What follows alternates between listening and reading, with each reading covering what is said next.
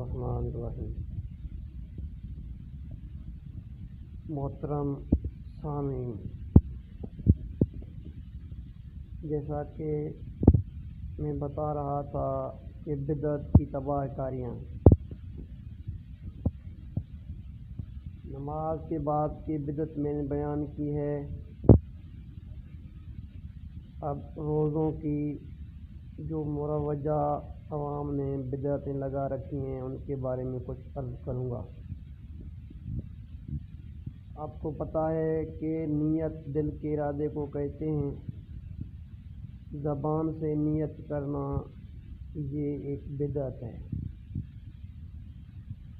طریقہ صحیح نہیں ہے۔ اور اپنے جو افطار کی دعائیں ہیں تو اپنے طریقے سے بنا کر دعائیں کرنا، جیسے اللہم انی لک صمت وعلی رزقک افطرت وغیرہ وغیرہ، یہ بھی ثابت نہیں ہے، تو یہ بھی بدعت ہوئی۔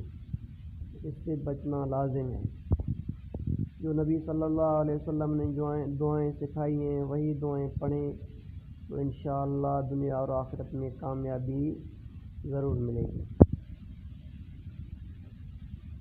بدعت کرنے والا علماء نے لکھا ہے کہ یہ سمجھتا ہے کہ اللہ تعالیٰ کے دین میں کوئی کمی ہے جو ہم کو پورا کر رہے ہیں، حالانکہ اللہ تعالیٰ کے دین اس چیز سے پاک ہے۔ اللہ تعالیٰ نے فرمایا سورۃ مائدہ میں، اعوذ باللہ من الشیطان الرجیم، الیوم اکملت لکم دینکم واتممت علیکم نعمتی ورضیت لکم الاسلام دینا۔ یہ خطبہ حجۃ الوداع کے موقع پہ اللہ کے رسول صلی اللہ علیہ وسلم جو آپ کا آخری خطبہ تھا، حجۃ الوداع اس لیے کہتے ہیں کہ یہ آپ کا آخری خطبہ تھا، اس خطبے میں یہ آیت نازل فرمائی اللہ تعالیٰ نے کہ آج میں نے اپنا دین مکمل کیا اور اسلام کو تمہارے لیے دین کو پسند کیا، تو آپ واتممت علیکم نعمتی ورضیت لکم الاسلام دینا، تو نئی چیز کی کوئی ضرورت نہیں رہی۔ ہر چیز میں اللہ کے رسول صلی اللہ علیہ وسلم نے قرآن مجید کی تشریح کی ہے، تفسیر کی ہے، تو یہ بھی ایک قسم کا بدعت ہے۔ اور بات کہ کچھ لوگ کہتے ہیں کہ حدیثوں کو قرآن کے ذریعے سے سمجھا جائے گا، حالانکہ یہ کفر ہے۔ قرآن کو حدیث کے ذریعے سے سمجھا جائے گا، اسلام تو یہی ہے، یہ نہیں ہے کہ حدیثوں کو قرآن کے ذریعے سے سمجھا جائے گا، یہ کفر ہے، کفر اکبر ہے۔ کیونکہ قرآن کو جاننے والا اللہ کے رسول صلی اللہ علیہ وسلم ہے، تو وہ ہی اس کی بہترین تشریح کر سکتے ہیں۔ تو اگر آپ پوچھیں کہ حدیثوں کے بہترین تفسیر کون ہے تو میں کہوں گا احادیث نبوی صلی اللہ علیہ وسلم اس کی بہترین تفسیر ہے۔ اللہ تبارک و تعالیٰ فرماتا ہے، یا ایھا الذین آمنوا اطیعوا اللہ واطیعوا الرسول۔ البانی صاحب نے، جو ایک عالم دین ہے، محترم البانی صاحب،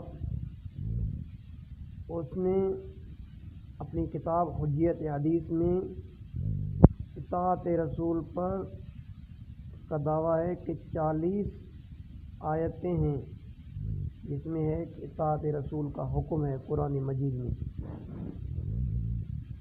ایک آیت تو یہی ہوا، ایک آیت ہے وَمَن یُطِعِ الرَّسُولَ فَقَدْ اطاع اللَّهَ، ایک آیت ہے وَمَا آتَاكُمُ الرَّسُولُ فَخُذُوهُ وَمَا نَهَاكُمْ عَنْهُ فَانتَهُوا وَاتَّقُوا اللَّهَ إِنَّ اللَّهَ شَدِيدُ الْعِقَابِ۔ اللہ تعالیٰ فرماتا ہے وَمَن يُطِعِ الرَّسُولَ فَقَدْ اطاع اللَّهَ، جس نے رسول صلی اللہ علیہ وسلم کی اطاعت کی اس نے اللہ تعالیٰ کی ہی اطاعت کی۔ وَمَا آتَاكُمُ الرَّسُولُ، رسول صلی اللہ علیہ وسلم جو تمہیں دے دیں اسے لے لو، جس چیز سے منع کرے اس چیز سے بعد آ جاؤ۔ حضرت عبداللہ ابن مسعود رضی اللہ تعالیٰ عنہ نے ایک دفعہ کہا کہ گودنے والے اور گدوانے والوں پر اللہ تعالیٰ کی لعنت ہے۔ تو ایک صحابیہ جس نے کہا کہ میں نے اللہ کی ساری کتاب پڑھی ہے لیکن اللہ تعالیٰ نے اپنی کتاب میں کہیں بھی یہ لعنت نہیں کیا ہے، تو حضرت عبداللہ ابن مسعود وہ صحابی جس کے بارے میں نبی صلی اللہ علیہ وسلم نے فرمایا کہ قرآن سیکھو عبداللہ بن مسعود سے، ابی بن کعب سے اور عبداللہ ابن عباس سے۔ مفسر قرآن ہے عبداللہ ابن مسعود رضی اللہ عنہ۔ صاحب نعلین والمسواک بھی جس کو کہا جاتا ہے، نبی صلی اللہ علیہ وسلم کے جوتیاں اور مسواک اٹھایا کرتے تھے۔ ایک مرتبہ آپ کسی درخت کے اوپر کے چڑھے تو باریک پنڈلیاں تھیں، تو صحابہ کرام ہنس رہے تھے۔ اللہ کے رسول صلی اللہ علیہ وسلم نے پوچھا آپ کیوں ہنس رہے ہیں؟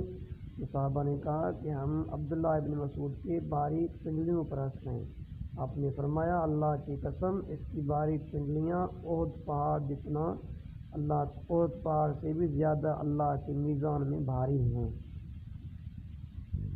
تو حضرت عبداللہ ابن مسعود رضی اللہ تعالیٰ عنہ جلیل القدر صحابی ہیں۔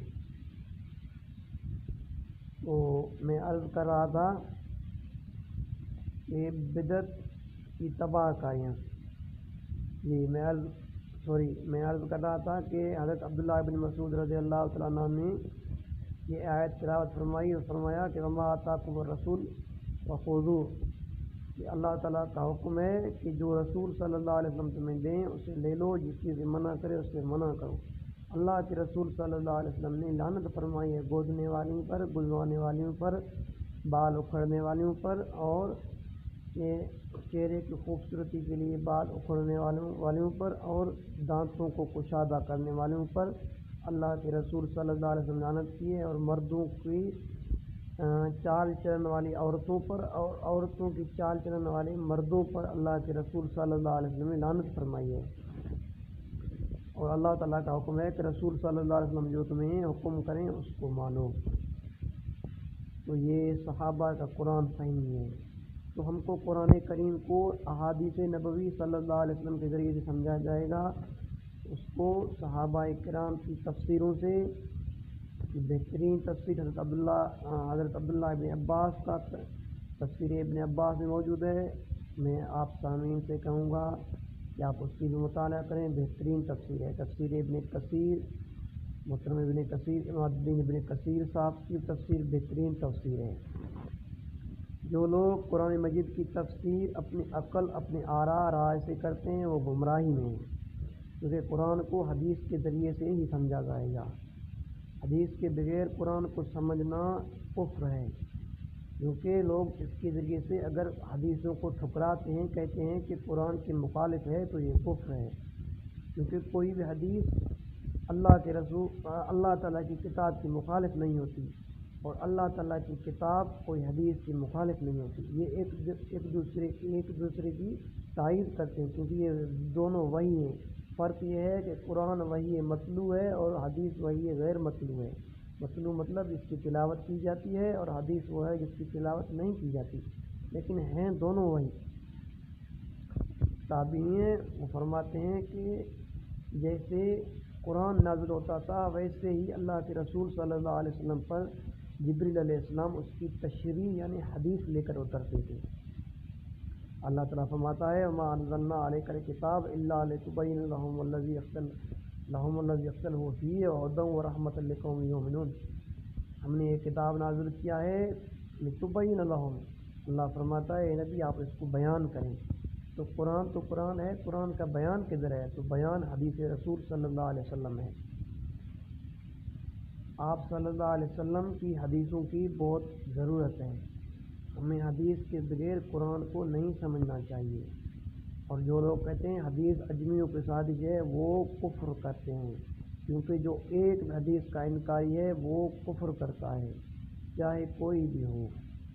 ہاں یہ بات الگ ہے کہ کوئی ضعیف کہتا ہے کوئی صحیح کہتا ہے، محدثین کی ضابطے کے مطابق تو اس پر کفر کا فتویٰ نہیں لگے گا، لیکن جو حدیثوں کو ٹھکراتا ہے، کہتا ہے کہ یہ اجمیوں کو سازش ہے، اس پر کوئی بھروسہ نہیں ہے، تو یہ کفر کرتا ہے، کفر اکبر کرتا ہے۔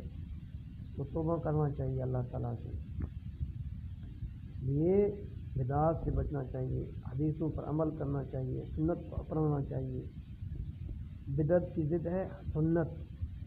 آپ صلی اللہ علیہ وسلم نے فرمایا فمن رغب عن سنتی فلیس منی، جس نے میرے سنت سے منہ موڑا وہ مجھ میں نہیں ہے۔ مجھ سے نہیں ہے مطلب میرے طریقے پر نہیں ہے۔ ایسا نہیں ہے کہ وہ مسلمان بھی نہیں ہے.